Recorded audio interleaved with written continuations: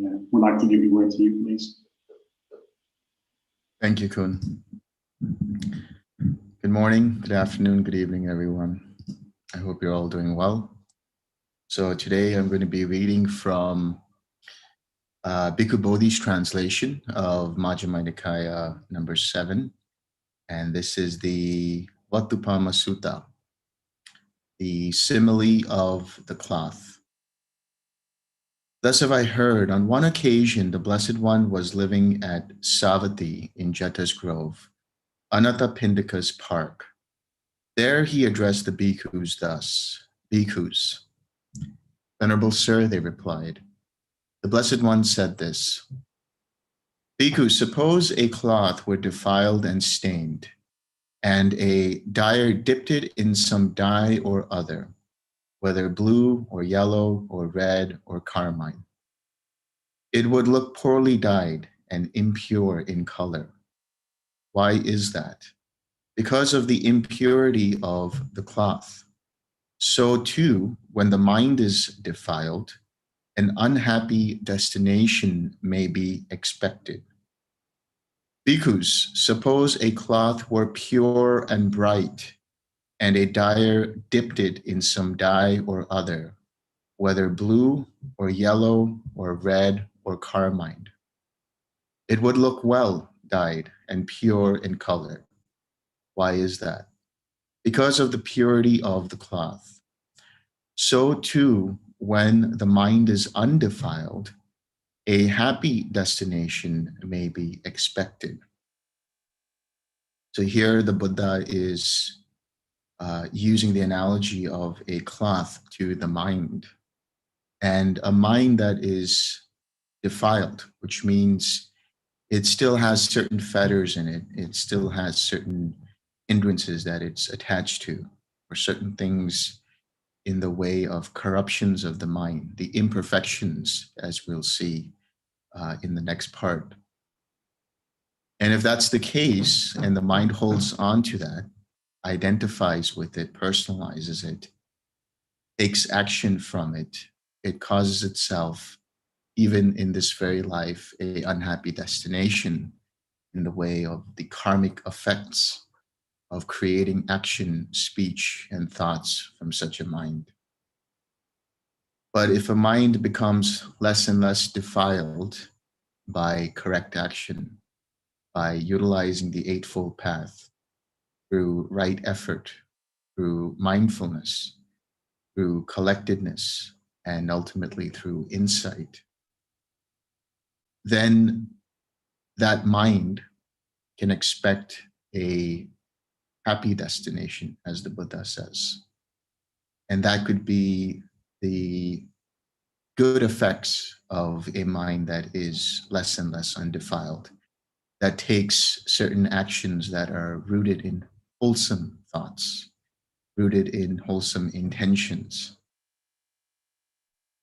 But ultimately, a mind that is completely undefiled will no longer experience a unhappy or happy destination, because such a mind would be completely liberated and would have ended rebirth and the processes that cause rebirth, not only on the macro level, but also on the level of the present life, in which case whatever karma is being experienced is the effects of karma produced prior to the liberation of the mind. Because after that, after the mind is well liberated, it will not act in a way that personalizes whatever is arising, and just sees things with pure mindfulness, with wisdom. And so any old effects or effects of old karma that arise are gotten rid of or experienced without any residue of new karma, because there's no residue that sticks to an effect or to an action, speech, or thought that is personalized or that has craving or ignorance present within it. So now the Buddha will go through the certain imperfections, the upakilesas, as they're known. What bhikkhus are the imperfections that defile the mind? Covetousness and unrighteous greed is an imperfection that defiles the mind. Ill will, anger, resentment, contempt, insolence, envy, avarice, deceit, fraud, obstinacy, rivalry, conceit, arrogance, vanity, and negligence. These are all the imperfections that defile the mind. Knowing that covetousness and unrighteous greed is an imperfection that defiles the mind, a bhikkhu abandons it, knowing that ill will, anger, resentment, contentment, insolence, envy, avarice, deceit, fraud, obstinacy, rivalry, conceit, arrogance, vanity, and negligence are imperfections that defile the mind. A bhikkhu abandons them. When a bhikkhu has known, wait, before I continue, let me go through each of the imperfections. So in this case, the Buddha is talking about knowing each of the imperfections, and when they are known, one abandons it. So this is actually talking about 4 right efforts. First and foremost, recognizing, so 6R process, first and foremost, recognizing that there is present an unwholesome state of mind in the form of one or more of these imperfections. And so when one recognizes it, one stops the flow of these imperfections from arising. Then one abandons it by releasing the attention from it and bringing the awareness, bringing the mind back to itself and to the body, bringing it back to the presence of awareness or present moment.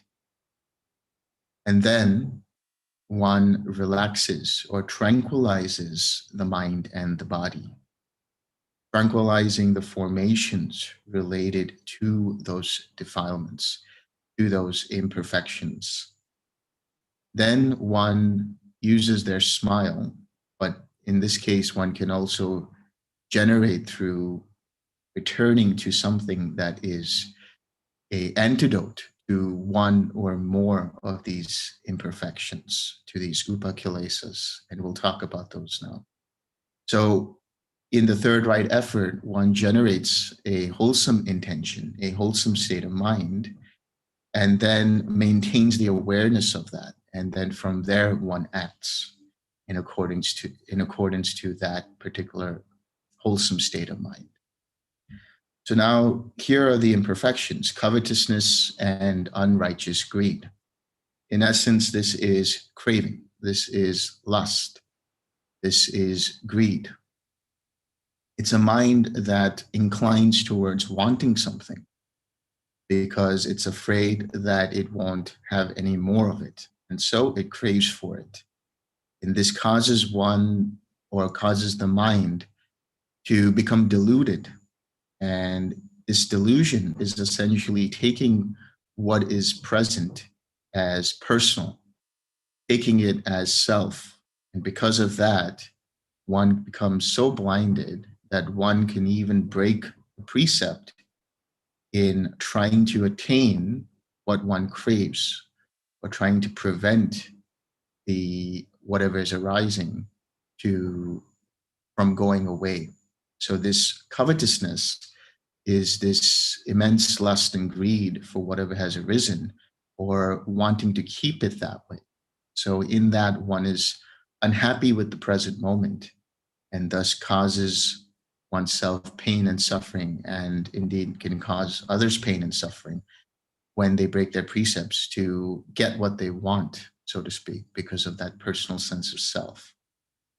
So here, what is required is to let go, is to relinquish, to maintain right intention. And that is nekama. One is to understand with mindfulness, first and foremost, recognizing that there is this covetousness present, recognizing its symptoms through tension in the head, tension in the body, irritation, frustration, recognizing it through other physical symptoms, perhaps a higher heart rate or increased blood pressure or whatever it might be, but ultimately recognizing that there is craving present and then letting go of it, coming back to the smile, coming back to something that is wholesome. In this case, letting go of the attachment to it and coming back with a Brahma Vihara. And it could be any of the Brahma Viharas, but most helpful would be equanimity, because it is with equanimity one is able to see clearly and prevent any further attraction to what is arisen and understand that what has arisen will also pass away. Ill will, anger, resentment, contempt, and insolence, these are all connected. These are the aggressions from ill will, from aversion. When ill will is present, it is because something has arisen that the mind identifies with as being unpleasant, as being painful.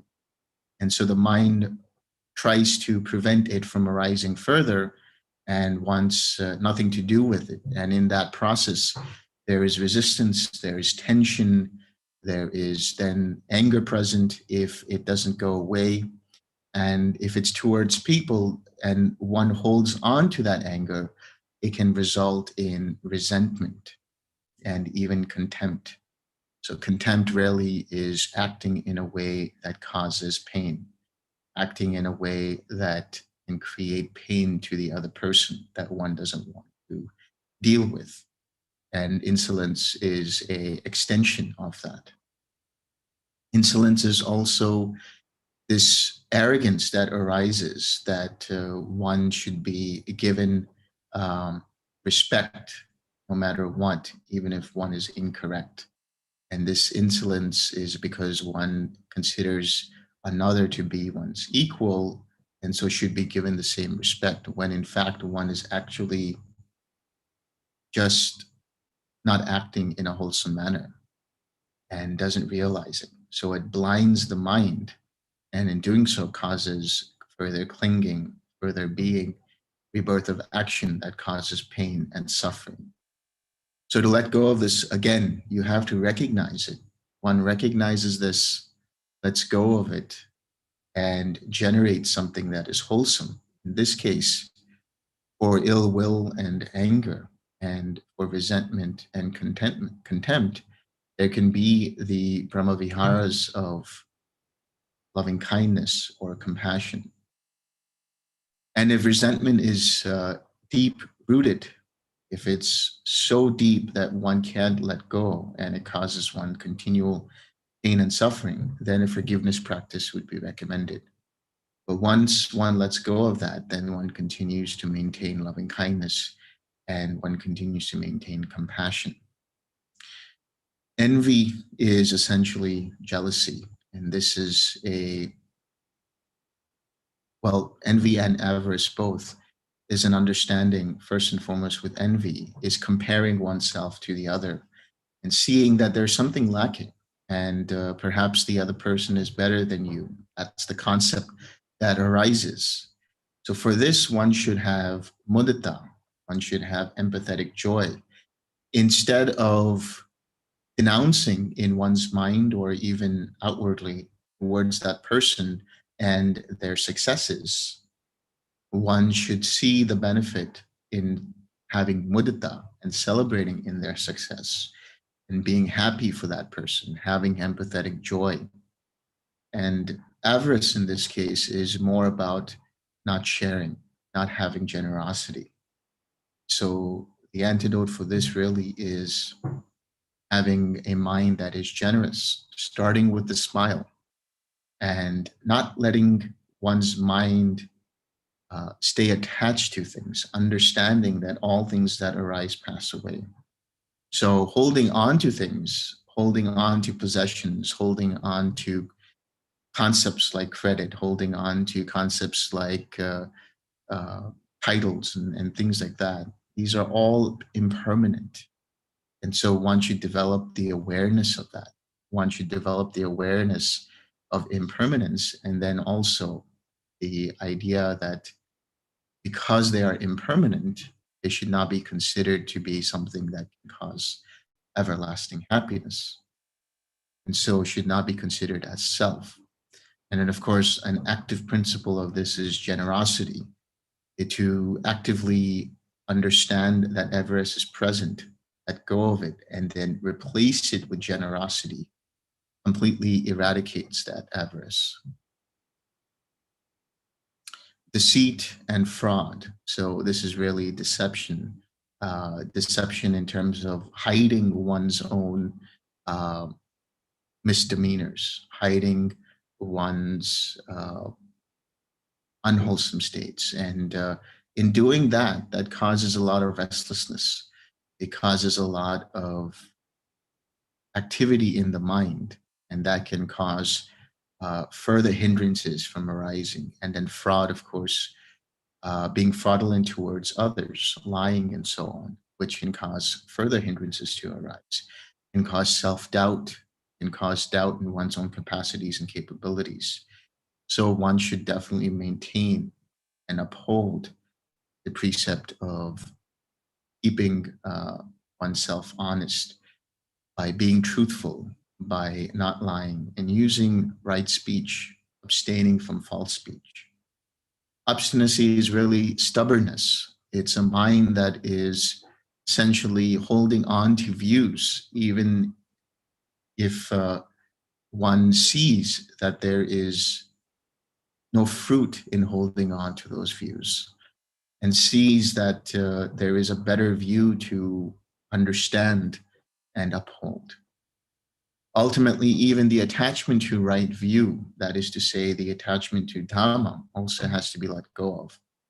But first and foremost, one has to see that if there are present any wrong views, with right view being the guiding light, so that one sees if the views that one seems to hold onto are in alignment with right view or not. That is to say, in alignment with, first of all, the mundane right view, which is that there is meaning in generosity, meaning in giving, that there is a cause and effect, that there is karma and rebirth, that one has or should maintain gratitude for one's parents. There's a debt owed to them through gratitude and right actions. And then that there are beings who understand the supramundane right view fully, and that they can teach that. And so one has certain openness to learn from them.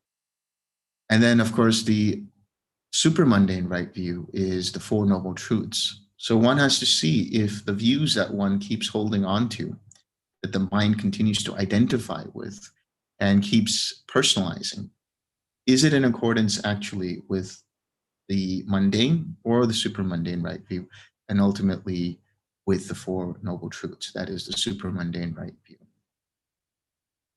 So if there is present any kind of wrong view after having read the suttas, after having clarified the doubts that one might have through questions, after watching Dhamma talks and so on, after reflection and understanding, if one still holds on to the wrong views, those wrong notions, then one is said to be stubborn.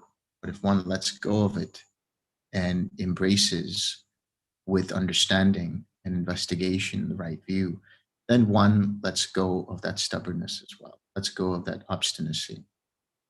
Rivalry, conceit, and arrogance, these are all part of that fetter of mana. Mana meaning essentially to measure, to compare, to have a sense of self in comparison to others and to other beings.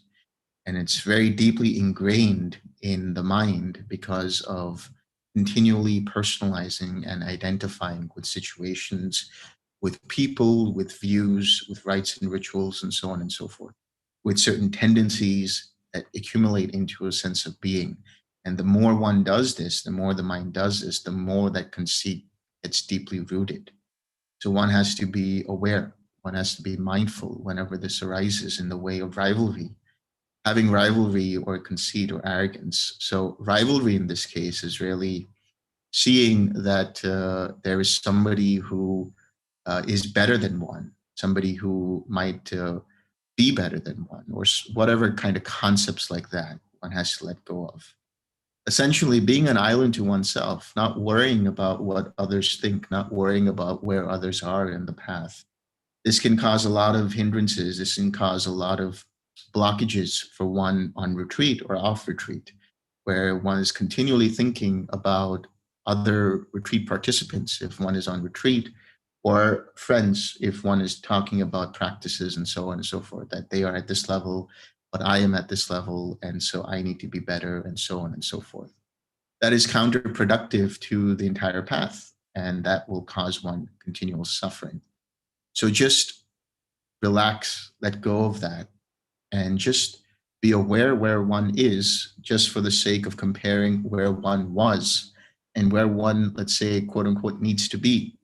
In other words, what is left to do in terms of completing the path? What are the attachments that one needs to let go of? What are the processes of identification one needs to shed light on, let go of? So in this process, one lets go of this comparison that goes on. And then, of course, arrogance being that I am better than that person. Again, that's the flip side of that. Letting go of that and just relaxing in the knowledge of where one is, and continually working and working and working until one attains arahatship, one completes the path and completes the task that's needed to be done. Vanity here is attachment to the not only physical possessions, but attachment to the body as well. Attachment to, let's say, one's youth, attachment to one's beauty, attachment to different aspects of the body and things like that. So body contemplations, seeing inside out the body, having a contemplation of that, contemplating on the processes of the body, contemplating on how the body will eventually decay after death, and how that process of decay arises. That helps the mind let go of this deep attachment to the body, which can cause lust, but like it says, vanity as well. And the negligence is, of course, the opposite of mindfulness. Not having the correct mindfulness, not being diligent, not being aware where one's mind is in any given moment, not seeing if there is present craving arising or not. And this is only done through really the four foundations of mindfulness. Or in other words, having a mind that is openly aware, watching as things arise and pass away, but not holding on to anything. And then ultimately seeing if there is something that causes the mind to hold on to something, causes the mind to crave or to have aversion, or causes the mind to identify. Then one uses the 6R process, comes back to a more balanced mind and continues to watch. Be ever watchful, be ever observing, be ever vigilant and diligent. So when a bhikkhu has known that covetousness and unrighteous greed is an imperfection that defiles the mind and has abandoned it, and has known these other imperfections and that defile the mind and has abandoned those as well, he acquires unwavering confidence in the Buddha thus. The Blessed One is accomplished, fully enlightened, perfect in true knowledge and conduct, sublime knower of worlds, incomparable leader of persons to be tamed, teacher of gods and humans, enlightened, blessed. He acquires unwavering confidence in the Dhamma thus. The Dhamma is well proclaimed by the Blessed One, visible here and now, immediately effective, inviting inspection, onward leading, to be experienced by the wise for themselves. He acquires unwavering confidence in the Sangha thus. The Sangha of the Blessed One's disciples is practicing the good way, practicing the true way, practicing the proper way. That is, the four pairs of persons, the eight types of individuals.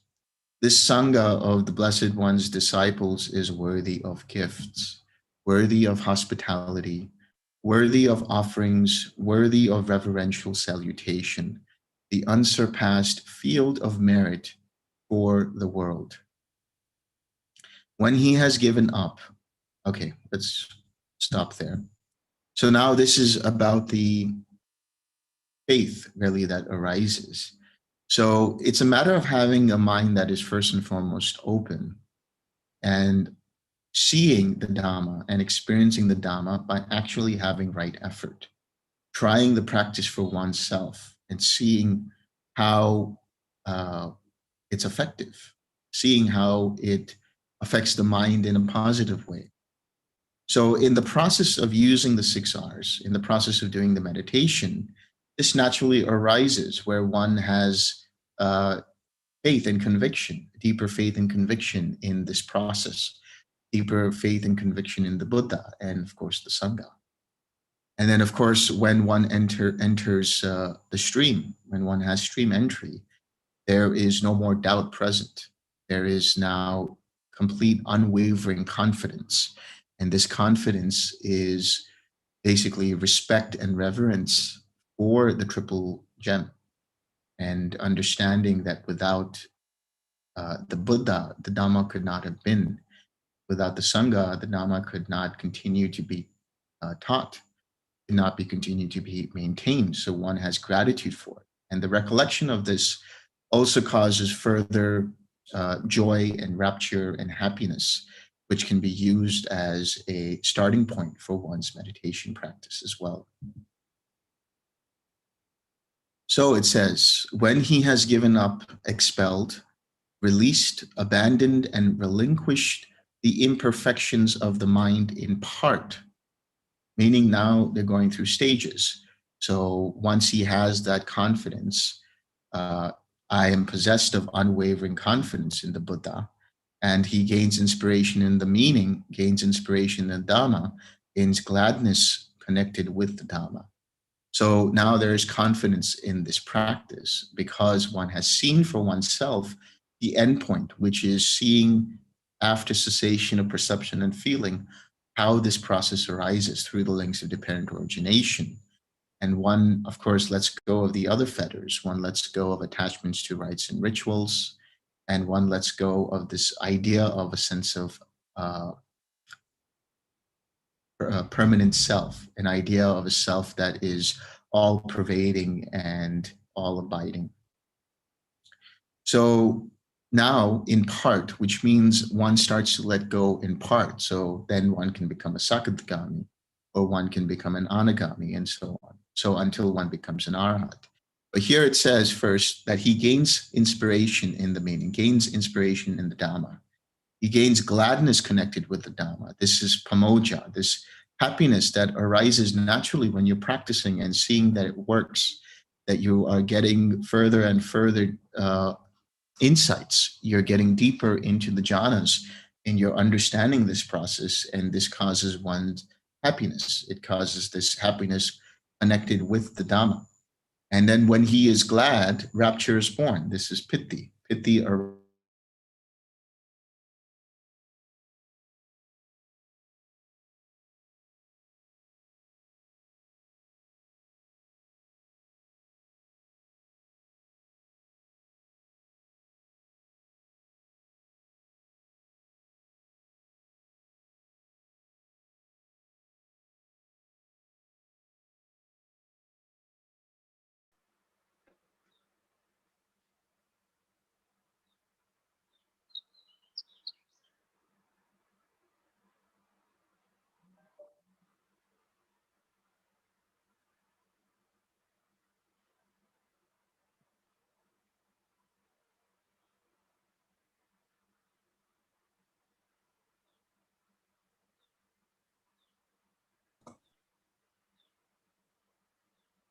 Hello?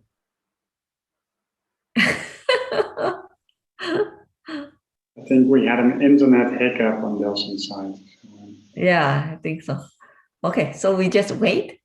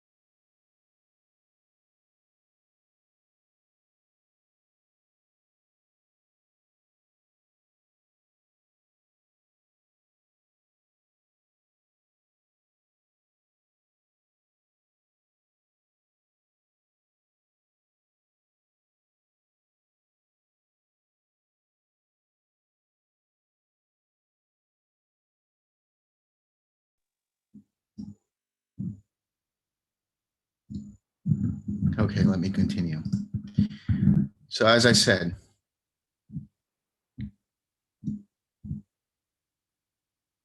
so he gains confidence in the Buddha, in the Dhamma, and in the Sangha. And when he is glad, piti is born in him. That is rapture or joy. In one who is rapturous, the body becomes tranquil. One whose body is tranquil feels pleasure. In one who feels pleasure, the mind becomes concentrated or collected. So this is talking about really the process in which faith or conviction in the triple gem, in the three jewels, gives rise to a natural happiness. And this happiness then becomes joy. And this joyfulness relaxes the body, relaxes the mind, and one feels sukha, which is this comfort of ease of the body, and so on.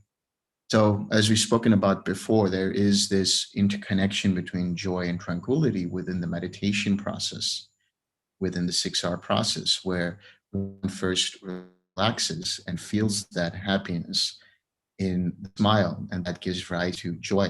So these are different factors that are present through the process of the 6Rs and naturally arise when it starts with having this open awareness, open recollection, gratitude, and conviction in the 3 jewels. This then gives rise to a mind that is collected, from which then the mind can continue to watch its object of meditation. And then this gives rise to equanimity and seeing reality as it is. And then, of course, that gives rise to a liberated mind and the knowledge of the destruction of the taints. And so the Buddha continues and says, he considers thus, I am possessed of unwavering confidence in the Dhamma. And he gains inspiration in the meaning, gains inspiration in the Dhamma, gains gladness connected with the Dhamma. Likewise, he considers thus, I am possessed of unwavering confidence in the Sangha, and he gains inspiration in the meaning, gains inspiration in the Dhamma, and gains gladness connected with Dhamma. And when he is glad, rapture arises. When he is rapturous, the body is tranquil. And when there is tranquility, he feels happiness, he feels pleasure, and the mind is collected. So then he says, he considers thus, the imperfections of the mind have in part been given up, expelled, released, abandoned, and relinquished by me. And he gains inspiration in the meaning, gains inspiration in the Dhamma, gains gladness connected with the Dhamma. When he is glad, rapture is born in him. In one who is rapturous, the body becomes tranquil. One whose body is tranquil feels pleasure. In one who feels pleasure, the mind becomes collected.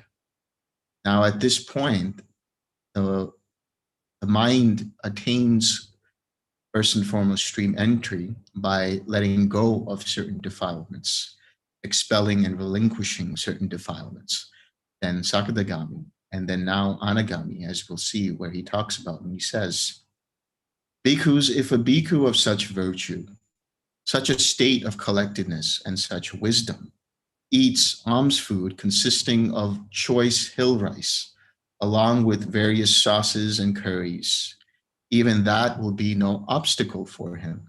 In other words, he won't have craving for the food that he's eating. In other words, he won't identify with the food that he's eating. So he doesn't have any more present craving or aversion. He has let go of the fetters of craving and aversion, and so attained anagami. Just as a cloth that is defiled and stained becomes pure and bright with the help of clear water, or just as gold becomes pure and bright with the help of a furnace, so too if a bhikkhu of such virtue, of such a state of collectedness and such wisdom, eats alms food consisting of choice hill rice, along with various sauces and curries, even that will be no obstacle for him. So in other words, at this point, one's mind is continually developing sila, continually developing samadhi, and continually developing insight. When one enters the stream, there is some level of understanding of the jhanas, and one deepens the understanding as one continues to progress. And because when one enters into the state or the attainment of a sakadagami, anytime any kind of craving or aversion arises, it's immediately seen and let go of. And there's a deeper understanding of the jhanas further, deeper insights into how the mind works. And then when one is an anagami, letting go completely, at that point, there can be mastery of the jhanas, mastery over cessation of perception and feeling, and understanding the jhanas on a much deeper level.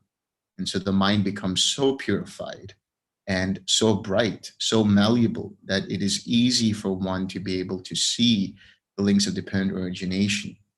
Of course, now what's preventing the mind is higher five fetters, which are, of course, restlessness, craving for existence and craving for non-existence, or craving for the formless realms, or craving for the form realms and the formless realms, and the conceit that arises, which these other three fetters depend upon, and ignorance. So now at this point, the Buddha gives another understanding of how the process can happen through the Brahma Viharas. So at this point, whether one is just starting out on the path, stream enterer, sakadagami, or an anagami, one can still do the Brahma Vihara practices to attain final knowledge. And he says, he abides pervading 1/4 with the mind imbued with loving kindness. Likewise the second, likewise the third, likewise the fourth, so above, below, around, and everywhere, and to all as to himself, he abides pervading the all-encompassing world with the mind imbued with loving kindness, abundant, exalted, immeasurable, without hostility, and without ill will. Likewise, he does that with compassion. He does that with compassion. He does that with empathetic joy, and he does that with equanimity. Now, when one is radiating any of the Brahma Viharas, a practical point to consider is that there can be times when there's a lot of tension in the mind, a lot of tension around the head, because one might be trying too hard. And what happens is sometimes the mind will focus more on the actual radiating and then causing one to take that as the object rather than the actual Brahma Vihara.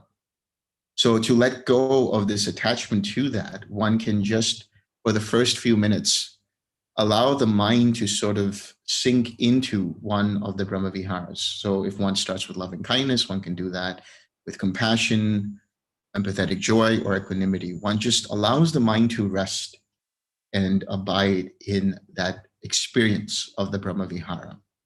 And then through that process of sinking into it and allowing the mind to abide in it, allowing the mind to experience it, there is a radiating that one observes happening on its own.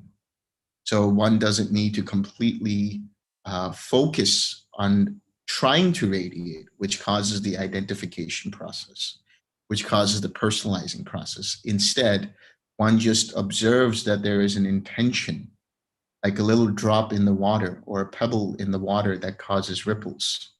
And so one just watches that radiating happening. Now, another practical point to consider is that in that radiating, it could be understood that it's not just radiating from the head, because that's where it causes a lot of tension when people focus on there, but just a meter or 2 meters away from the body and the head, and just having this sort of ball or sphere around the body, which starts to emanate and radiate that feeling. That might be another way to consider doing it, to be able to let the mind fully understand and experience the Brahma Vihara, while at the same time observing the radiating happening, observing it happening instead of trying to make it happen. And so after all this happens, there comes a point where the mind then deepens its clarity and experiences the clear, quiet mind. And then insight arises when there's cessation of perception and feeling. And that insight is the insight into the Four Noble Truths. So here the Buddha words it in a different way. He says, he understands thus, there is this, there is the inferior, there is the superior, and beyond there is an escape from this whole field of perception. So there is, this is suffering, that there is present in existence suffering. There is the inferior, which is dependent origination and specifically craving that causes this suffering to happen. this whole process of dependent origination that turns the wheel of samsara. And there is the superior, which is the Eightfold Path, which is the reverse cycle, the reverse wheel of Dhamma. And beyond, there is an escape from this whole field of perception. That is the experience of Nibbana, or the cessation of suffering, Nirodha. So instead of numbering it 1, 2, 3, 4, it's 1, 2, 4, and 3. Because it is through the process of understanding that craving is there and letting go of it, one is utilizing the path to then experience the third noble truth. When he knows and sees thus, his mind is liberated from the taint of sensual desire, from the taint of being, and from the taint of ignorance. So in other words, when the mind completely lets go of any personalizing, of any identifying, lets go of sensory identification, they let go of the taint from arising again, which is dependent on previous attachments. The mind lets go of the taint of being that is dependent on previous times that the mind has accumulated tendencies and so on. And of course, completely understanding the Four Noble Truths, understanding suffering, letting go of the cause of suffering, craving, experiencing the cessation of suffering by utilizing, developing, cultivating, and finally perfecting the Eightfold Path, one then destroys ignorance completely. And so the mind is liberated. And when it is liberated, there comes the knowledge it is liberated, the knowledge of the destruction of the taints. He understands. So this knowledge of destruction, by the way, is a process in which the mind reviews what has happened and sees and verifies for itself, so to speak, confirms that the taints are in fact destroyed. And so he understands birth is destroyed. The holy life has been lived. What had to be done has been done. There is no more coming to any state of being. Bhikkhus, this bhikkhu is called one bathed with the inner bathing. Now, this is an interesting metaphor that the Buddha uses, because that time in India, and even now, there's an understanding that going to certain rivers, going to certain holy sites where there are rivers or lakes present, which are associated with certain deities and stories and mythologies of those deities. The idea is that you go there and you bathe in those rivers or in those lakes, and it destroys past effects of negative karma. And so one is, so to speak, born anew and free of any karma. But of course, the Buddha will talk about and say this. Now, on that occasion, the Brahmin Sundarika Bharadwaj was sitting not far from the Blessed One.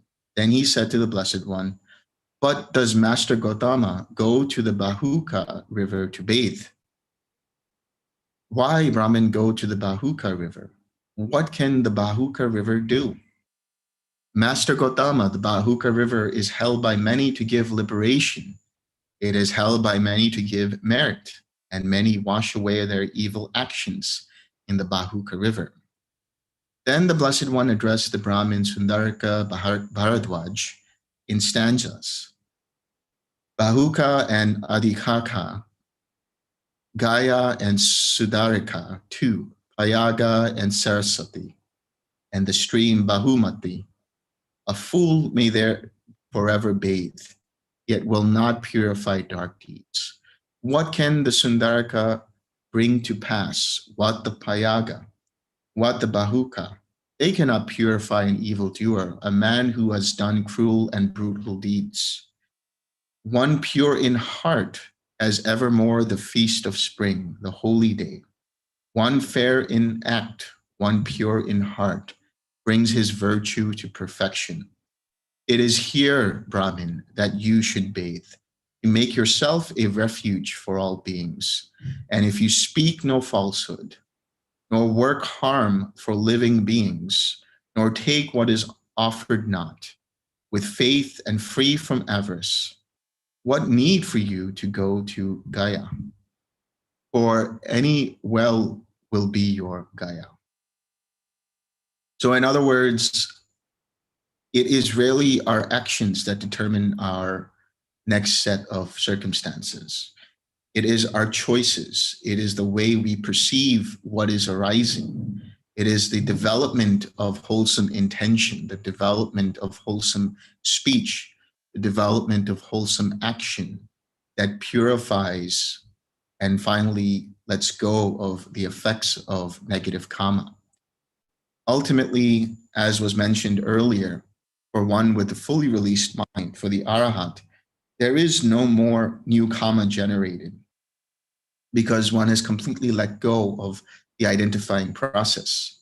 So whatever is experienced in the way of negative karma, it is purified, so to speak, through seeing it as impermanent, experiencing it, but also seeing it as impermanent, seeing it as not worth holding on to, seeing it as not self. In terms of experiencing, it's not that there is an experiencer experiencing it. It's just that a set of causes and conditions have created the way for this to arise and pass away.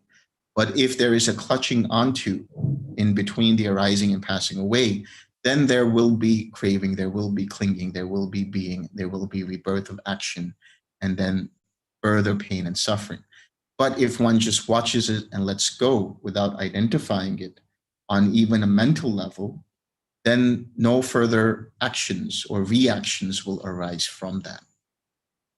When this was said, the Brahmin Sundaraka Bharadwaj said, "Magnificent Master Gautama, magnificent Master Gautama.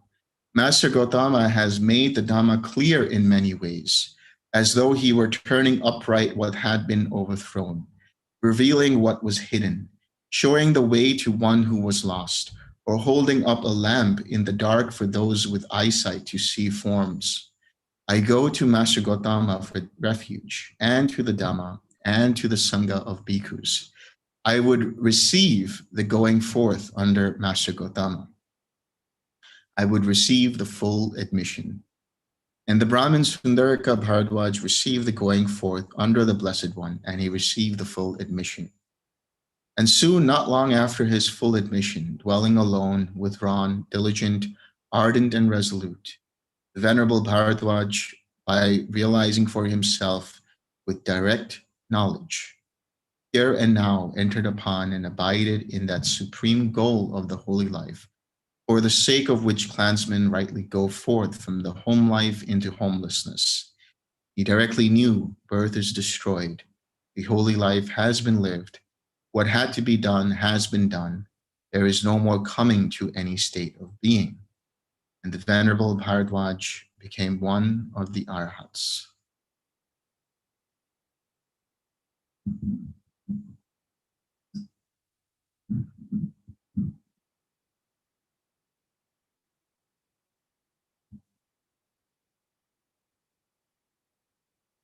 Questions, comments?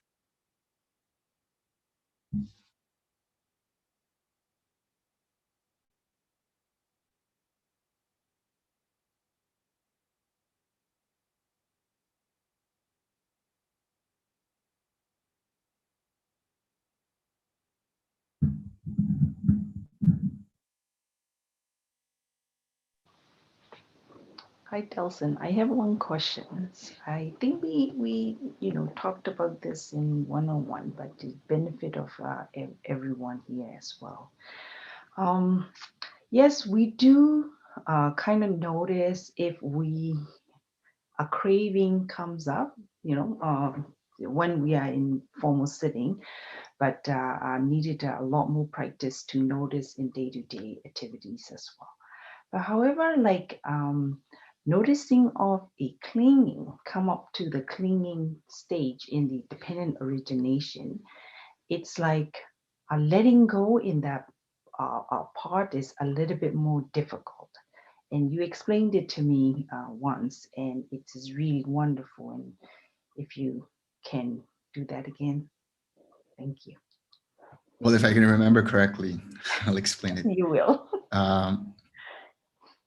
So Yeah, clinging is really, as we understand it, to be an extension of craving. When there's craving, there's basically this dissatisfaction with the present moment. In other words, whatever is arising, the mind identifies with it, and there is dissatisfaction with what has arisen, either because one doesn't want this moment to pass away, or these series of moments where there is pleasurable feelings arising to pass away, or there is this aversion to unpleasurable feelings arising, or just continually identifying with what is arising. Now, if one continues to have that craving or aversion, it can cause clinging. Now, clinging, as we understand it, are of four types. There is the clinging to the sensory experiences or mental experiences. So clinging to feelings, clinging to whatever is arising. And that is really creating certain stories of identifying with it. Like, this is my favorite color, or this is my favorite food. I really like watching this show. So if I don't watch this show, I'm going to be upset, and so on and so forth. So it's clinging to this that causes one to then create this sense of being. Then we know about clinging to self-view, clinging to the different types of self-view, where one identifies with one or more of the aggregates in one way or another. There is the clinging to rites and rituals, where one considers these rites and rituals to be the way to liberation of the mind. Then there is the clinging to the views in general. There's the clinging to, traditionally speaking, the view of eternalism or the view of annihilationism, which both presuppose some kind of self. That in eternalism, there is an ongoing self that accrues karma, and it's the same self, the same consciousness that arises in one body, moves from that body, and goes to a new body.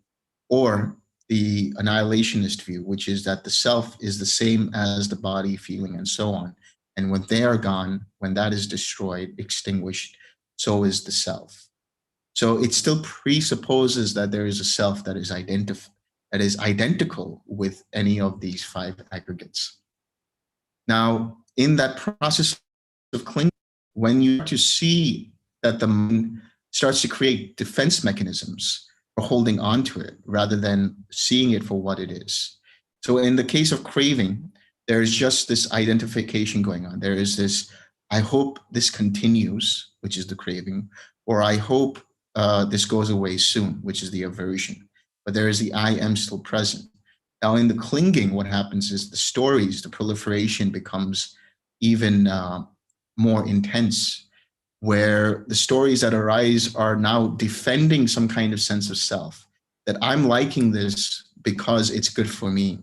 I don't like this because I know it will cause me harm, and so on and so forth. So if you recognize when there is this I amness present, where there is these proliferations going on, when you notice that the mind is starting to defend its unwholesome states of mind, defend and want to keep those, then you know that clinging is present. So it's important to see, is the mind holding on to it, defending itself because of it? And if it is, then recognize it, let go of it, come back, relax, and then come back to a more balanced state of mind. Thank you.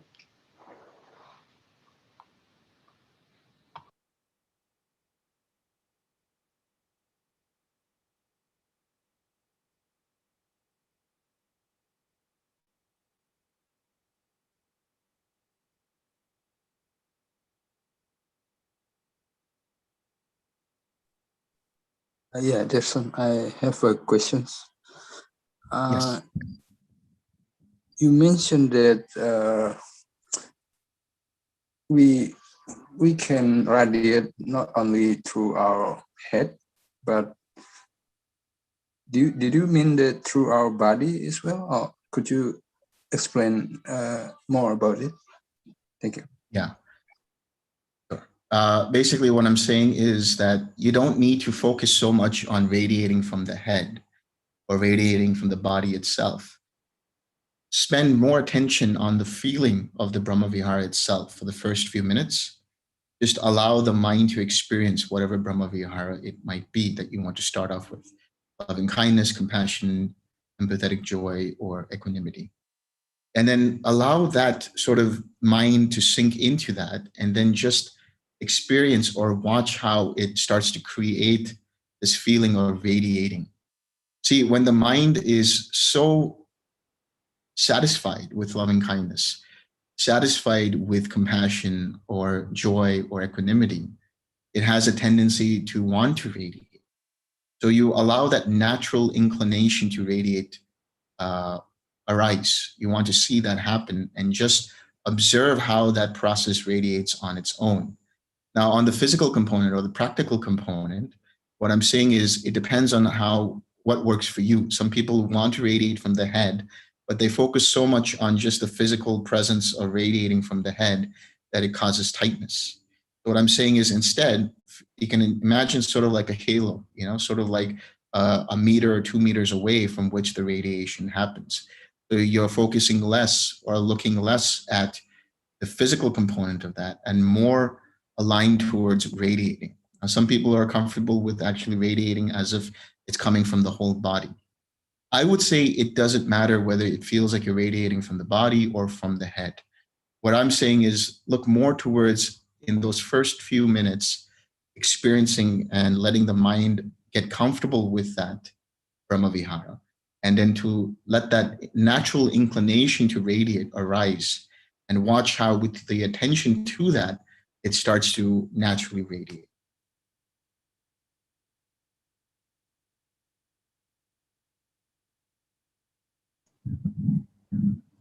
Delson, maybe as a continuation of this question, you always emphasize returning after the relaxed step to the mind and the body.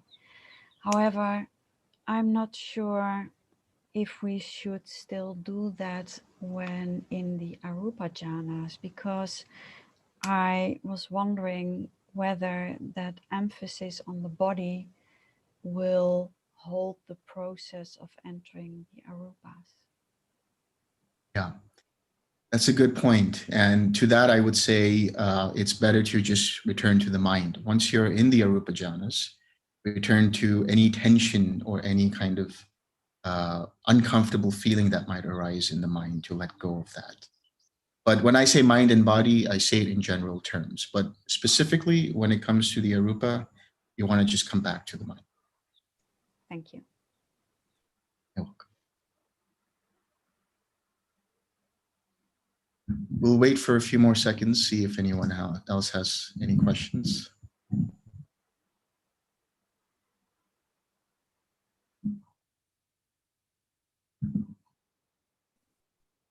Hi, Delson.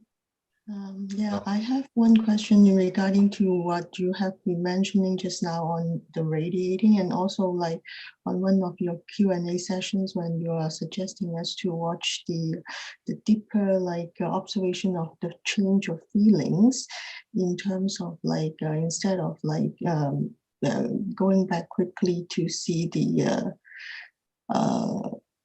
returning back to the object.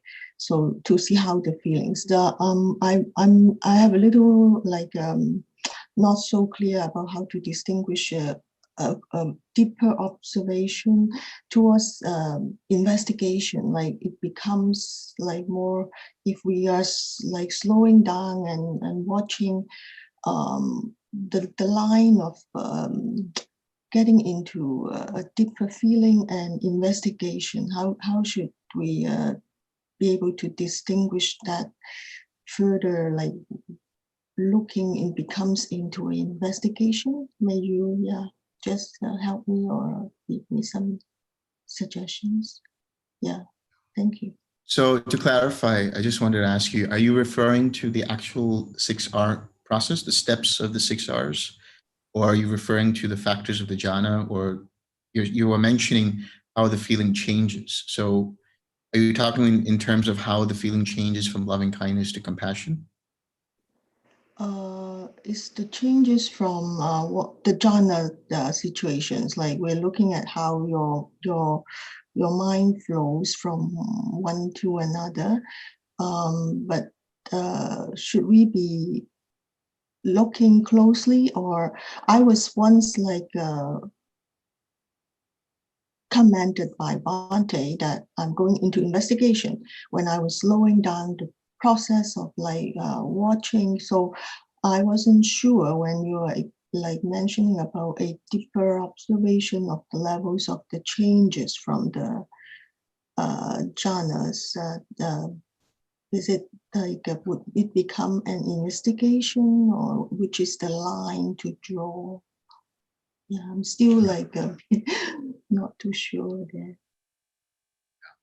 So I would first and foremost just say observe. Just observe how things change. You keep your object of meditation, your attention to the Brahma Vihara, whatever it might be. You don't want to try to investigate. Again, you don't want to actively want to investigate. It should come about naturally in the form of understanding. So when you're observing, that's really mindfulness, being aware of what is happening. So if you notice that there are certain factors present, the noticing of certain factors being present would be understanding, would be investigation. You don't have to go looking for them. When they arise one by one, you are just seeing that they have arisen one by one. But it's because of that open awareness that you're able to do so, while your attention is still centered around the Brahma Vihara. So if you are, let's say, starting with loving kindness, and you notice now that the mind no longer requires verbalizations, that is just the mindfulness and the understanding, the mindfulness and investigation. So investigation is a word that, or translation, that means to actively look for, actively reflect. But I would say, and I would suggest instead, it's more about discerning in that moment what has arisen and goes away. So if there is present the need to let go of the verbalization, there is the discernment, there's the understanding that that needs to be let go of, so one lets go of that. Then there is a further collectedness that one becomes mindful of, right? One becomes more aware of certain parts of the second jhana, which is deeper piti or rapture, deeper sukha or comfort, and one is just aware that's there. One isn't looking for it because one's attention is always going to be around the Brahma Vihara. Then as you get into the third jhana, you see that the piti fades away, but you just notice it's gone. In the noticing, in the seeing that there is now a fading away of piti is the limit of that investigation. You don't need to go any further than that. Likewise, when the sukha fades away, when that happiness, that ease of mind fades away, and there is only pure equanimity born of that mindfulness, then you are aware of that being present. Insofar as being aware of that being present, you are utilizing mindfulness and the investigation in understanding that this is what is present. So ultimately, you don't need to look for these states. They will come to you, so to speak. They will be aware or made aware in your mind when they arise and pass away. Looking at the other elements, which comes to, for example, the factors of enlightenment, which comes to the faculties of mentality, like there's contact, feeling, perception, as we look at from Majjhima Nikaya 111, one by one as they occurred. There, it's not about looking for when contact arose. It's not looking for when feeling arose. One is just aware. Mind makes contact with the object of meditation. There's a feeling of loving kindness, an experience, pleasant experience of loving kindness. There's a perception that there is loving kindness present. There is an intention that was started by radiating that loving kindness or igniting that loving kindness. And the attention that is there is the object or the mind looking at the object, being aware of the object. So you can discern that anytime you see it in that way, but you don't need to look for it. It's not important to really look for it. It's more important to see how mind moves from one thing to another, so long as it doesn't get distracted by it, so long as it doesn't become attached to it and then misses out on the other things that are arising. So if you actively investigate into that, saying that I'm going to look for where there is present feeling, the mind then gets stuck on that and doesn't continue to see in that stream what else is arising. But if you just are mindful and observe, you become aware and are able to perceive and label, this is what has arisen when it arises, and this is what's gone when it goes. You don't need to look for it. Just observe and just not even wait for it to happen. Just continue to watch your object, continue to observe it, and it will be made present to you. And there will just be a knowing that it is there, and it has come, it has stayed, and it has gone. Can I relate it to just what you have mentioned about radiating? Like sometimes when we were like have the intention to radiate, we kind of like having that stronger intention of like letting it out from the head or even the body. So what you are just, I'm trying to relate the way of like the observation here. So is that you just leave it and it let it radiate by itself instead of like there is that stronger intention. So it's more of a backing off, even though in the watching of the changes also in a way, instead of like getting the deeper is not trying to get in there, but more of like backing to see further.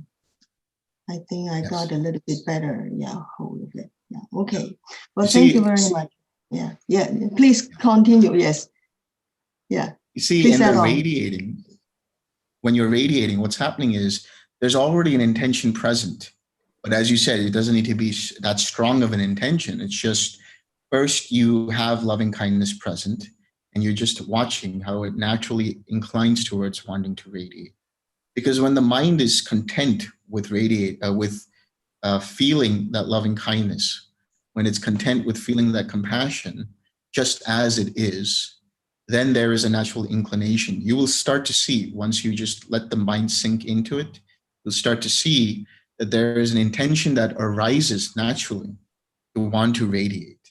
And so it's not in terms of where is the intention, you will just see the intention when it arises, in the same way as you're watching in the lower jhanas, as we just previously discussed, how these different factors arise and go away.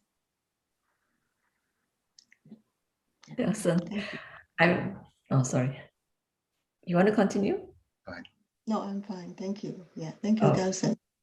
You're welcome. Actually, I'm more wondering whether you have any tips of what to do, because I can move up from first jhana all the way to nothingness and perception, neither perception, quite smoothly. But sometimes when I'm enjoying the quietness and the still mind, you can feel that it's going backwards.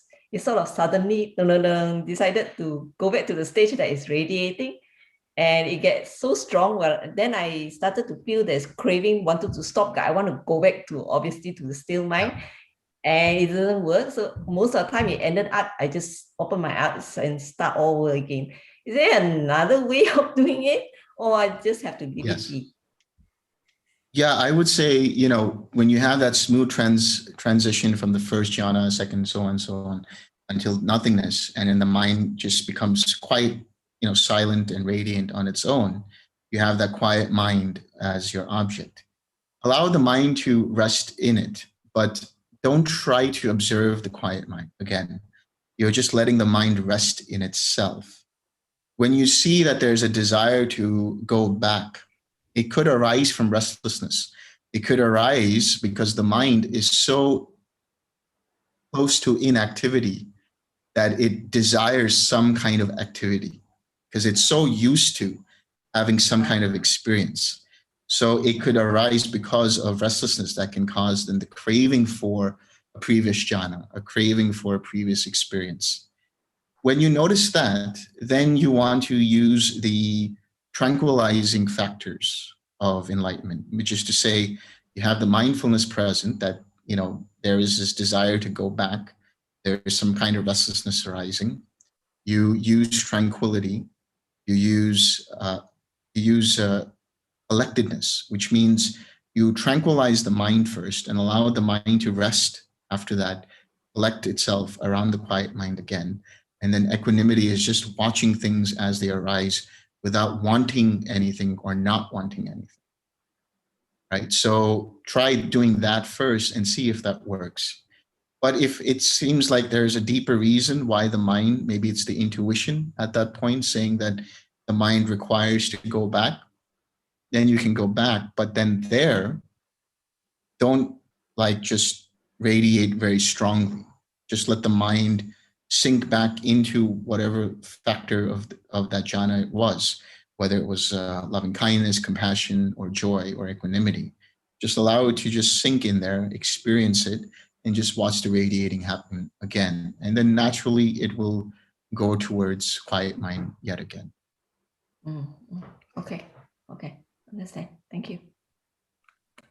There's one question I have. After Yes. listening to these 4 jhanas and getting into arupa, actually we are detaching ourselves from the space. Then only we will enter into arupa jhanas. After detaching ourselves from the space, so the senses will not be there, only mind will be there. Nama will be there.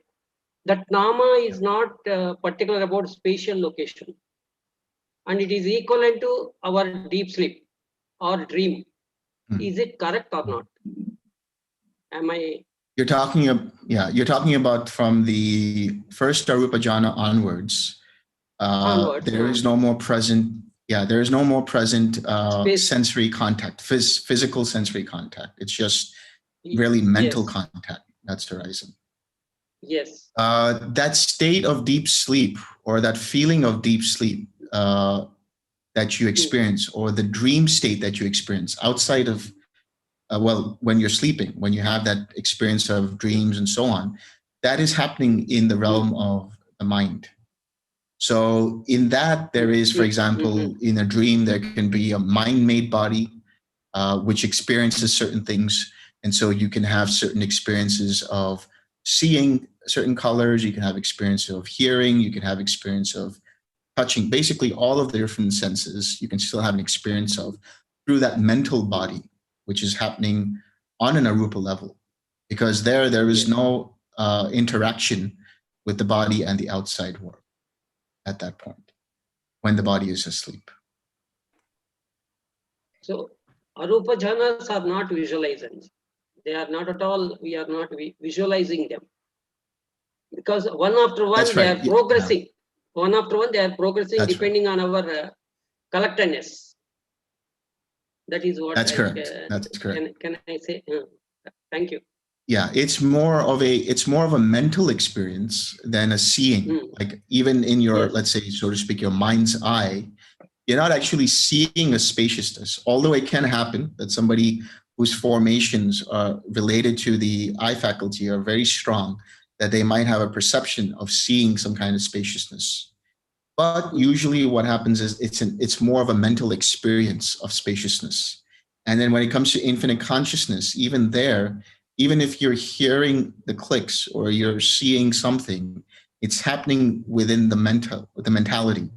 It's happening on the level of the mind. There's no activity happening with the senses. It's just all happening internally. So, and then when you go to nothingness, again, it's a mental experience of nothingness, which is to say that the mind is completely no longer attracted towards any kind of thoughts or any images or anything related to the outside world, related to the past, present, or future. It just remains in itself. It rests in itself. And so that feeling of nothingness is basically where no ideas are present, no images are present. Although some people are able to see an image of darkness or whiteness or whatever it might be, but that's just a way of mind interpreting what's going on. And then, of course, it becomes so much deeper that in neither perception or non-perception, the faculty of perception becomes so refined that it starts to become intermittent. So you start to perceive something and then it goes away and you don't see it. And it just keeps happening until there is no perception at all and complete cessation, perception and feeling. Thank you. Your conversation just now reminded me of one sutta where Buddha was explaining about the different self, the gross self, and then the mind-made self, while we are in the jhanas, and the mind and made body, which is the astral body. How much do you know about the astral body? Can you tell us a bit? Yeah, I mean, the thing about the astral body is there's a lot of ideas about using it to go to different realms and things like that. So the experience of having awareness of different dimensions of experience, different beings, seeing different beings and so on, happen at the level of the astral body. I mean, some people call it the astral body, you can call it the mental body or the mind-made body. So you can go to the Brahma realms with the mind-made body and see what's going on, for example.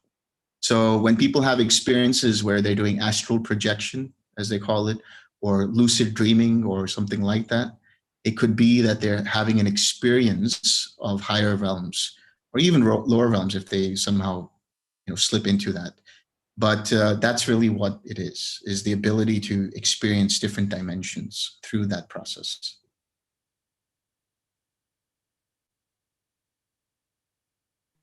Hi, Delson. I guess I just have. When you mentioned about let the mind naturally unfold, because especially when we try to, there's a tendency, especially in the arupa jhana, that we try to radiate from the head and it's caused restlessness and tension.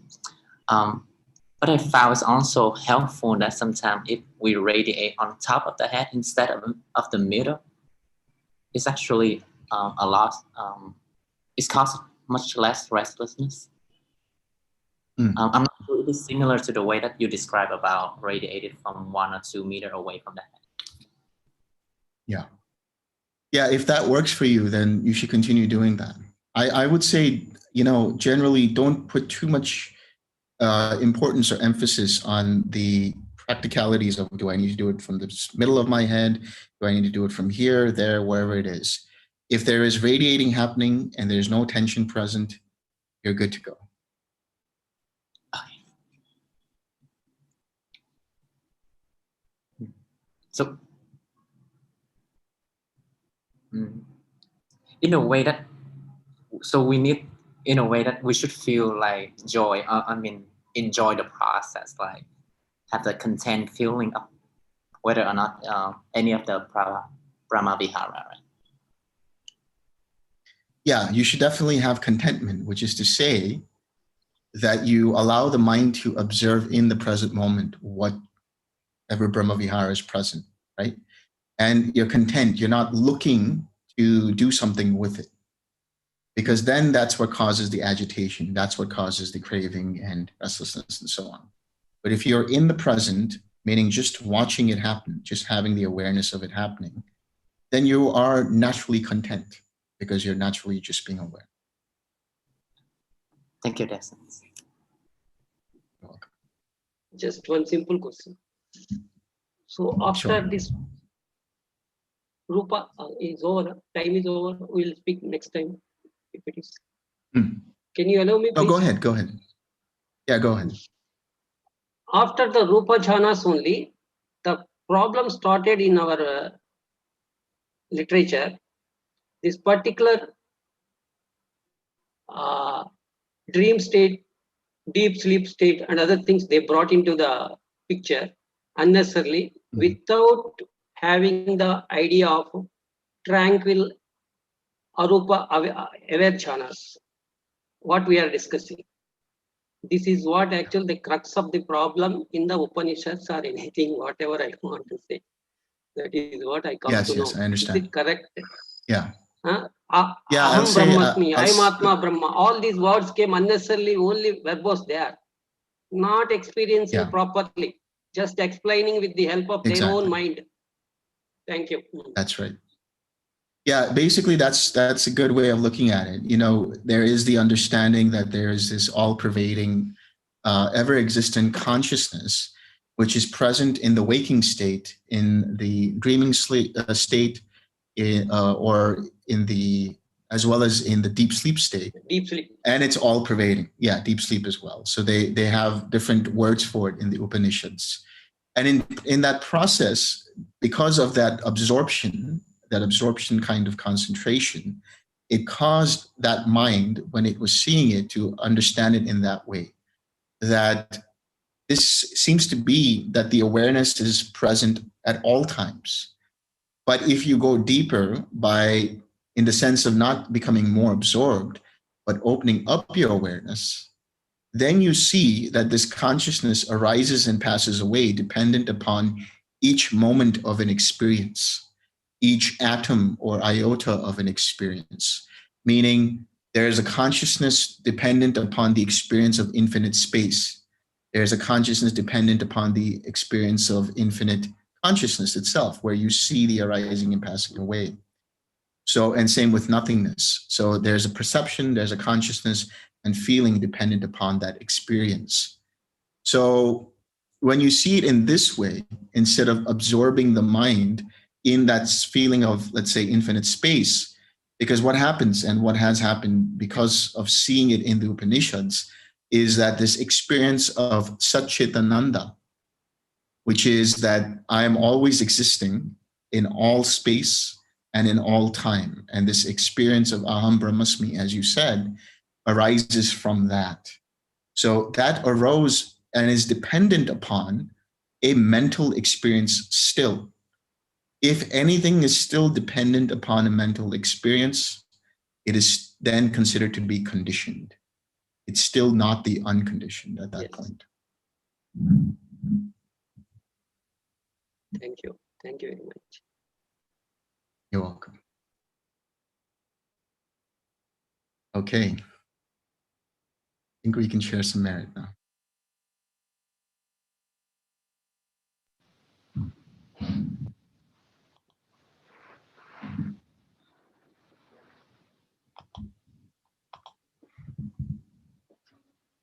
May suffering ones be suffering free, and the fear-struck fearless be.